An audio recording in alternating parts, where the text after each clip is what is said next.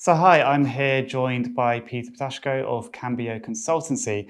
And Peter, we're here to talk about LGBT issues in international trade. So at the Chartered Institute, we often talk about trade being a force for good in the world. To what extent do you think it can be a force for good on social issues like LGBT rights? For me, a lot of this is about visibility and representation. So, how do we have visibility of, in my view, sustainable-led businesses, but frankly, all business that isn't just the usual suspects? So, we talk about DEI or EDI, equality, diversity, and inclusion, but do we really mean it? And do we have a genuine representation of faces across, whether it be trade missions or whatever? I don't think we're necessarily being sufficiently diverse, of course, but also modern in the way we're portraying trade. It's often a very traditional approach. So that's number one. I think in terms of the representation of businesses, ultimately, we have a very diverse business community in terms of shapes and sizes. B Corps, social enterprises, mission-led businesses, lots of micro businesses doing really well at the moment, despite some of the ongoing economic challenges. And many of those are led by people with very interesting stories to tell. So diversity is not just about do you fit into a particular protected characteristic, it's about the nature of the work you're doing and the anchoring of that work to a particular local community. So I think there's a lot more we can be doing. We have the raw material, if you like, the ingredients to do that here across the UK. But are we really leaning into it? That's my challenge, I think. And it's not really a question of resource here. It's a question, or at least new resource, it's a question of marshalling what we currently have. You touched on economic challenges at the moment. There's also political challenges. So there's been a rollback of DEI policies in the US. How significant is that? So we work with a number of very large commercial clients that have global offices, household names, and I put this question to them directly in some of the work we're doing. And what I'm hearing back largely is that they're simply rebranding and renaming a lot of those programs. They're not actually rolling them back.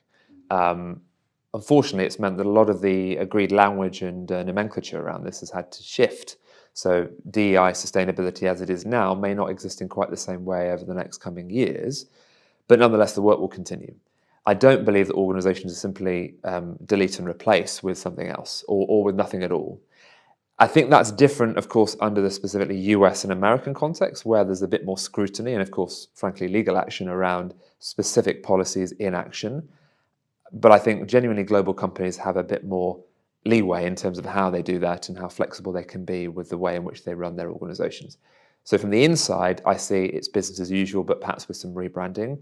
But in the US context right now, of course, closer to home, that's more challenging. When it comes to international supply chains, how mindful should businesses be of kind of LGBT issues, whether it's kind of workers' rights or kind of policy agendas in different countries, when it comes to who they work with internationally through those supply chains? I mean, part of this is an economic incentivization around what is value and what does value exchange mean? Because as I think many will know involved in trade, that commercial value follows a whole variety of different kinds of value proposition. And some of that includes the diversity of the people in front of you. As I've described earlier, that's not simply the way people look or their backgrounds. It's also, frankly, the diverse ideas and innovations they bring to the table. A lot of the work I do is in DEI or EDI, but also in sustainability. So necessarily business model innovations that enable businesses to operate in new, more sustainable ways. So clearly supply chains are a big part of that. There are a number of very successful B Corp or large, quite commercial, frankly, organisations that have a sustainable mission behind them.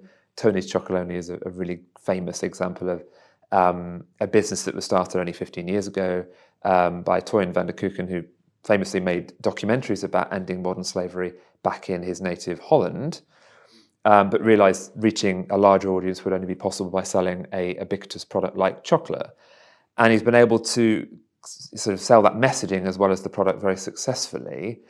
And it's really struck a chord, I think. And you think about that being now, I think, the number 2 ethical chocolate brand in the world in such a short period of time. I think he sold 20,000 chocolate bars in the first couple of days of starting the company some 20 years ago. So you can really strike a chord on a sort of trade agenda, but then you put your money where your mouth is. And I think selling that product and getting out there into global markets is really, it's in supermarkets, isn't it? All supermarkets. Has really moved the needle on that. And I think we can see more of that through the vehicle of B Corp and social enterprises. So if you want to spread a message, create a chocolate bar is what I'm hearing there. Absolutely. Ben & Jerry's, another great example of a social enterprise as it was when it started 50 years ago. Everybody loves ice cream. Very true. Finally, when it comes to governments, particularly the UK government, what sort of leadership can it show and what sort of policy agendas could it take to progress LGBT issues? It's a great observation. So many opportunities with the incoming Labour government. Obviously, it's a change of government as of less than a year. A long in-tray in terms of priorities. I feel like LGBTQ plus issues or sustainability are golden threads that run through a whole range of policy areas, not of course just trade. Of course, the way government operates is often in silos in the sense of not just governmental departments, but frankly thinking. And it would be nice to ensure that these issues are being considered in all parts of Whitehall. I suspect the answer to that is yes and no.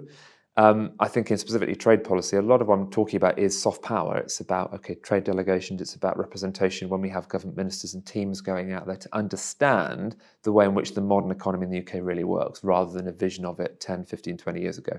The danger is when you've been out of government for as long as the Labour Party has in the UK, that you lose touch a little bit with the mechanisms of government and what it really means to show that soft power. However, having said that, and that is a challenge for Starmer, of course, I see real progress on issues like Ukraine. And personally, I am a quarter Ukrainian, half my family is from Ukraine, and I've been really encouraged by some of the soft power we've been able to show in terms of international alliances and partnerships and actually convening power that the UK is still so well placed to do, including things like membership of the Commonwealth and our relationship or ongoing relationship with the European Union. So we occupy a really interesting strategic location from a trade perspective and many other policy areas. We could lean into it more. Brilliant. Well, hopefully that may happen. We shall see in the years to come. But thank you, Peter, for joining us today. Pleasure. Thank you.